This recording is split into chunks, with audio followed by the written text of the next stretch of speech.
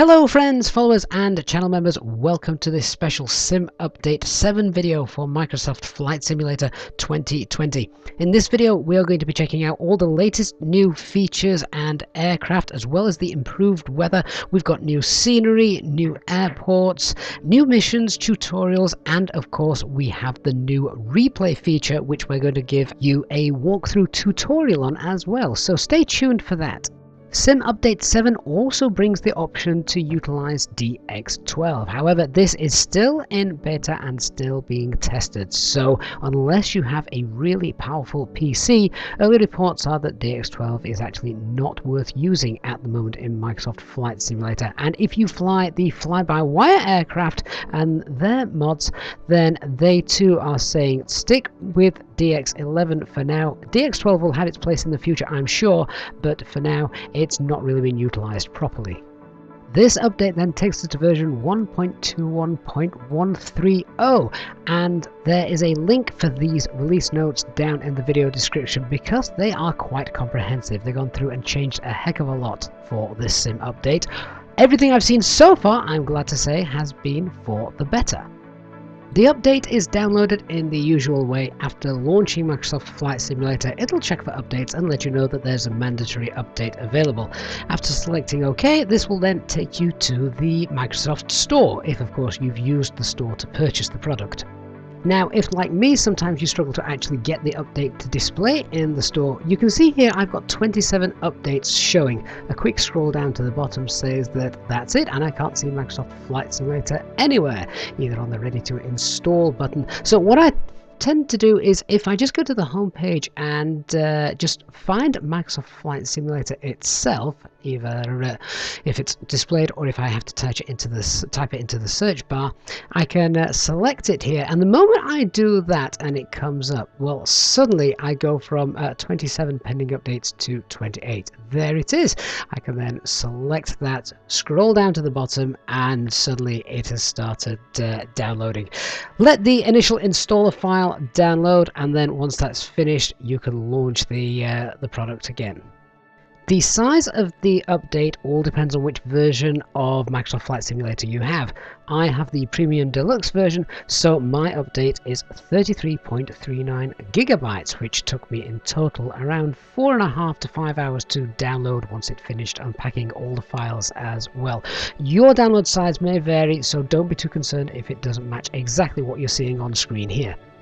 Once the update is downloaded and installed, don't forget to go to your content manager and check for other packages which may need updating. You can see I've got several here, so these also need updating to make sure that they are Sim Update 7 compliant.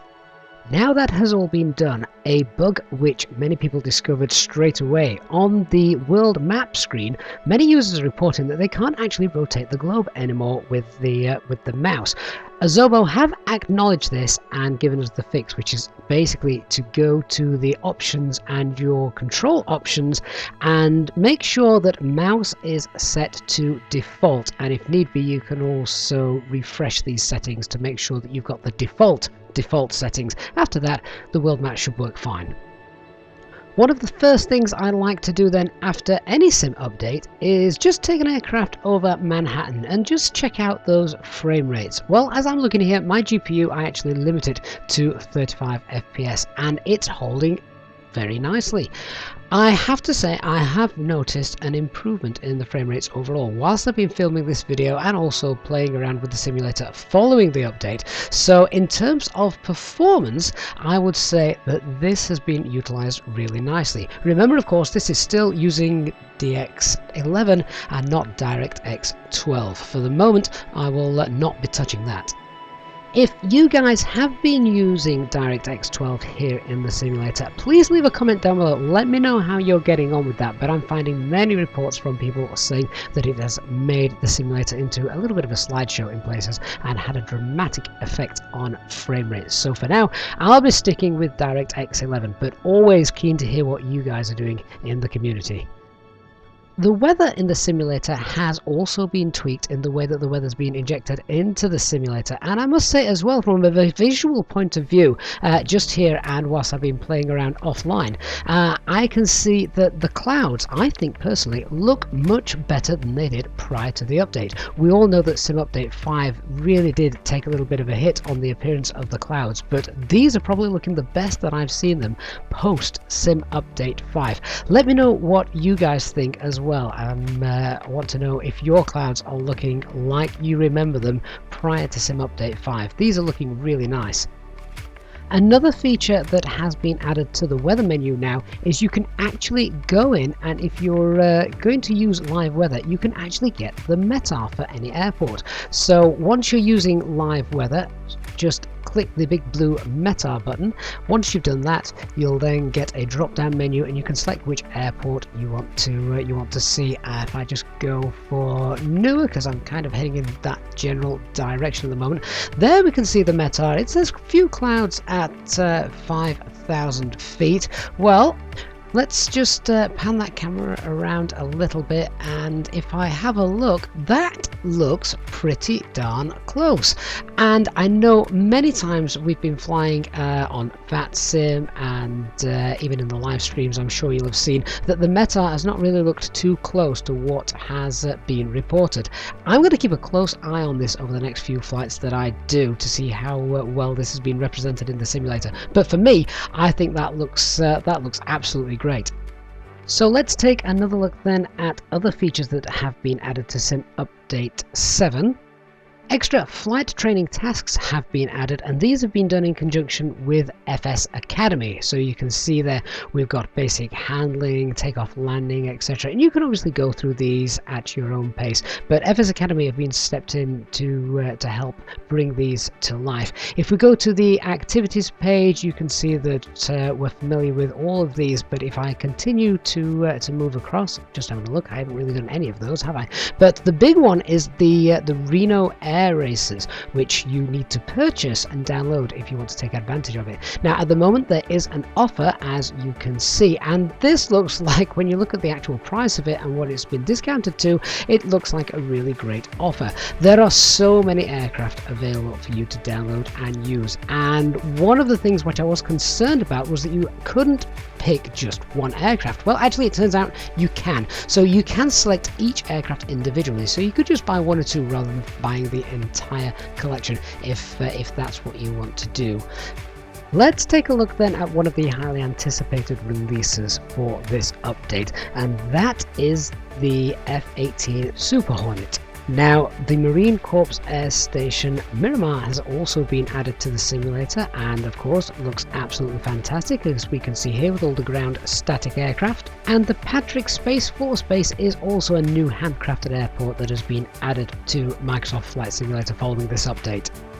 So what of the F-18 itself then? Well, as many of you will know if you watch the channel regularly, I'm much more of a commercial pilot than I am military, but even I have to admit that when sat inside here looking at the cockpit, I think this looks absolutely amazing. I love the fact that there's scuff marks on the switches and things like that. It looks like a worn aircraft. When it comes to actually flying the F-18, I'm not going to sit here and tell you how you should do this, because to be completely honest with you, I've no idea. But it has been quite fun getting to grips with this in the simulator, and I can see the appeal of doing some low-level flying around here. One of the things I did notice on doing this is that my sim settings had all been reset again following the update. So I've got the heads-up display. So in order to go ahead and turn those off, go into the options and find your assisted settings, and then what you're going to be looking for is the instrument heads up display. Make sure the chase cam and the cockpit cam are turned off. You may want them on, but personally I don't like it. I think it ruins the picture, and that looks much better. It is fair to say that I have had quite an amount of fun playing around with the F-18, and I know when the update was finished there were literally hundreds of players over London flying this aircraft along the River Thames, and yeah, why not? You can't do it in real life. That's what the simulator is all about. In terms of actually controlling this aircraft and bringing it in for a nice steady landing, well, I need to have some practice if I'm ever going to achieve that. And I quickly discovered when trying to pull some great moves that the ejection seat isn't an option and does not work. Never mind. Sim Update 7 then has given us 8 brand new handcrafted airports and also added information for 554 previously missing airports in the United States. Here then we can see inside the terminal building at Zurich, looking very nice, advertising Swiss watches as well. There also seems to be a lot of unattended luggage, which I'm not sure should be encouraged, but nevertheless a really nice airport, and I look forward to visiting this in a real ops flight very soon. Now for something completely different.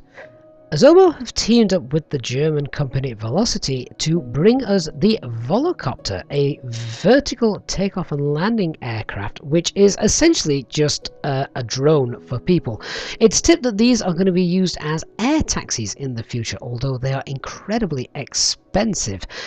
Maybe small versions of these in the future. I know people are suggesting will have firms like Amazon delivering their goods for them, but we'll wait and see how that turns out. So how on earth do we fly this thing in the simulator? Well, first of all, there is a bug. You cannot start this aircraft at the gate. You have to, in order to get all the screens working, you need to start it on a runway. You can start the aircraft at the gate, but you haven't got any of the avionics working. So here we are sat on the runway. So in order to actually take off, I actually struggled right at the start with this.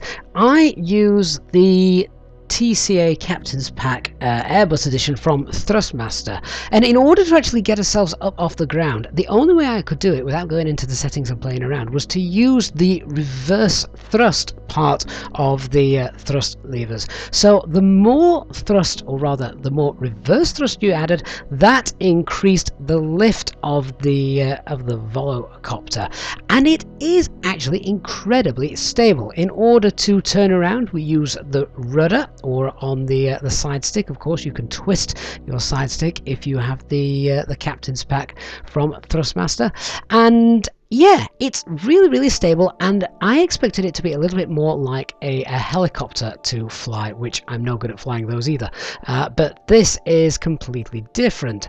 Now, in order to climb, we basically moved the thrust levers all the way back to full reverse thrust, and you can see there we're climbing, I think it's about 700 feet per minute. Let's just have a quick look at that. Yeah, so we're climbing at 700 feet per minute. Now if I want to level that off, I simply put those back to idle as it is set up on my system. So here we are sat at idle, and we're just sat here quite nice and stable. What if I want to move forward? Well, I push the side stick all the way forward, and I would have expected then the aircraft to descend, but it doesn't. It holds that altitude almost perfectly. Well, in fact, it does hold it perfectly. I'm now gaining speed, but I'm not losing any altitude, as you would expect maybe like a helicopter to do as well. So it's really easy to control once you've got the hang of it.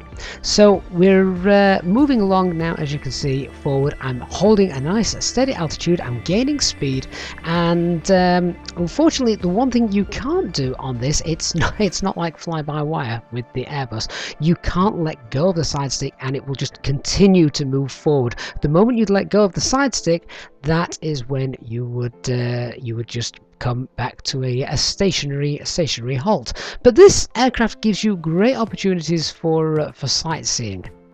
You have to think of this aircraft as more of a drone than an aircraft. So pushing forward will move the craft forward, pulling backwards, obviously backwards, and then left and right is a little bit strange in that you literally will just move to the left or move to the right depending on what input you're putting in. It doesn't bank or anything like that. It keeps itself nice and level all the way through. When it comes to landing the aircraft, I thought, well, we're in Dubai, so why not? I got alongside and then just gently moved the craft over to our left to try and get it over the big helipad. A little bit more difficult than you may imagine, but then again, I would say it was a lot easier than trying to get a helicopter. At this point, I put my thrust levers in the wrong way and I started to go up, as you can see. I needed to remember to put them to idle in order to drop. I'm sure that you can actually go through and tweak your settings and set it to a reverse axis, and then it will work much more intuitively. But let's just see if we can get it touched down anywhere near the center of the helipad. Oh well, no, but at least we're down. Azobo continue to work with Bing to bring new photogrammetry cities to the simulator, and we can see they've released several new ones over Europe. We're currently here flying over Newcastle. Just thought we'd check this out. So yeah, you can go ahead and obviously visit all of the other cities as well. It's nice to see that more are being added, and we also know from previous news that a lot more cities are going to be added in Australia next week when the next world update is released. So let's now turn our attention to the new replay tool. Well, if you're looking for it on the top menu, you may find that when you scroll down to enable it, the replay tool is actually grayed out. In order to get this working, you actually have to turn on dev mode. So if we quickly go into our general options right down near the bottom, turn on the developer mode, apply and save that, and then once that's done, you can go to the options, and again down near the bottom there you should be able to turn on the replay panel. Once that has been done, you can come out of that, check that it's available for you. There it is, it's showing just here as I've done it previously. And then once you've actually done that, you don't need to remain in dev mode. You can exit dev mode and it won't spoil the view of the sim. So this menu actually looks quite confusing on first launching it. So let me take you through the basic steps of using the new replay tool. So in order to start a recording, we have to obviously go in and just press the recording icon just here. Once that has been done, oh hang on, try again. There we go. So now the simulator is recording. We can obviously leave this working, and that's running in the background. We can close down the window. So let's go ahead, take off, and we'll just fly a little bit, and then we can use that and check out the replay tool. So skipping forward, now we are airborne. We're ready to stop our replay. So we'll just hit the stop button. And that's it. The replay is now done and loaded, ready for us to use. As you can see, our aircraft continues flying for the moment. But then when we go ahead and hit the play button, it should take us right back to the very start of the recording. There it is. So you can see we recorded for 2 minutes and 4 seconds in total, and we've got a little slider there showing the progress through the recording. And the first thing you will notice is that as the replay is playing, try as you might, you can't actually change the camera view. Well, that is because the way that they have done it, you need to record a new camera track, which sounds a little bit confusing, but let me try and explain.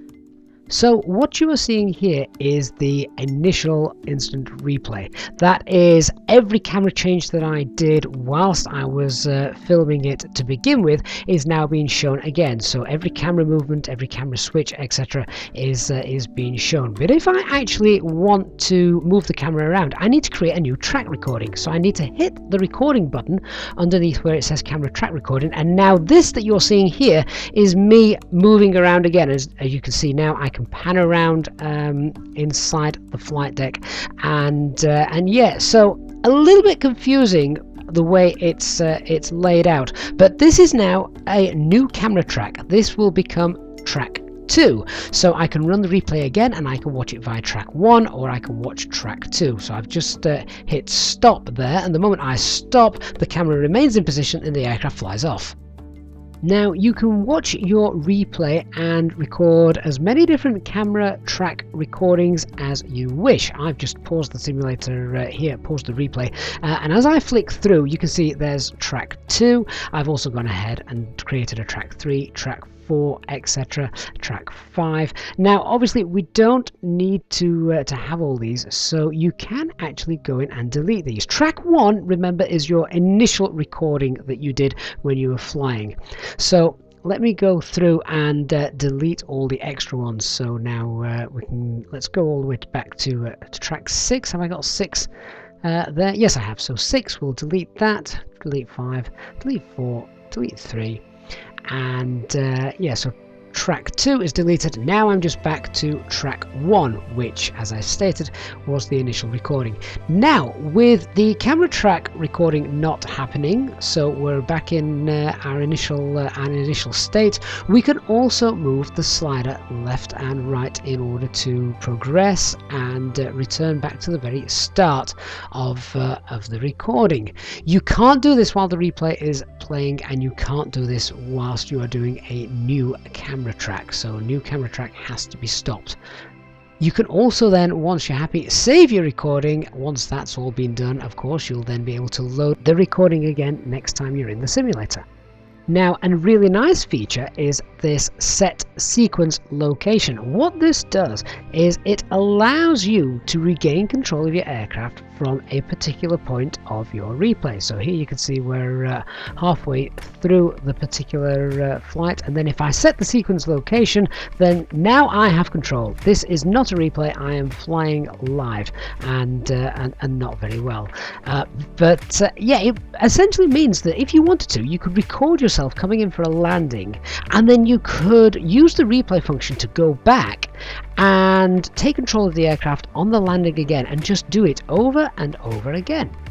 Once the replay reaches the end, then your aircraft will just come to a halt wherever it is, even if that's in mid-air, at which point you've got a number of options. You can have a look around by creating another camera track recording. So I'm now on track 2, which I'm creating, so we can have a look.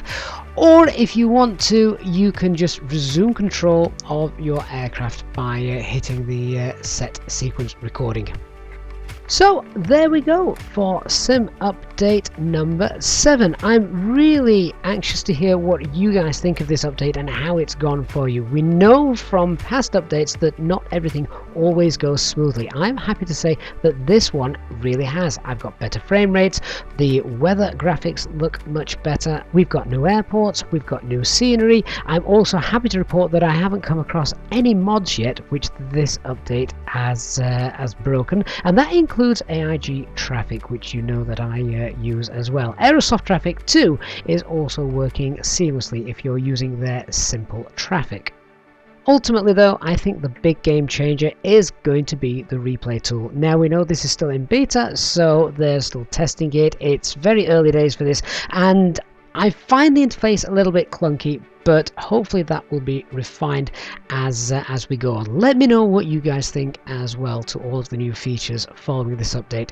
Hope you found this video useful. If you have, please do hit that like button, and if you're new to the channel, please don't forget to hit subscribe. Turn on the live notifications bell as well so you don't miss any future videos or live streams. Thanks so much for watching everyone, and I look forward to seeing you all again very soon. Bye bye for now.